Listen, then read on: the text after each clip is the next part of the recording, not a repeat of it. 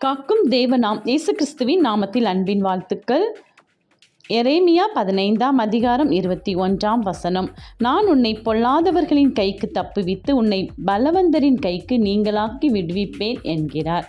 பிரியமானவர்களே, நாம் வாழ்கிற இந்த சூழ்நிலையில் நமக்கு எத்தனையோ நெருக்கங்கள் இருக்கலாம், வேதனைகள் இருக்கலாம், நமக்கு எதிரிடையாய் எழும்புகிற துன்மார்க்கர் இருக்கலாம்.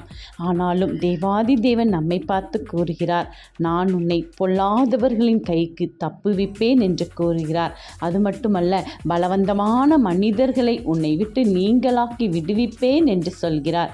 எனவே இந்த உலக பிரகாரமாக நமக்கு வருகிற எதிரடையான காரியங்களை குறித்து நாம் கலங்க வேண்டாம்.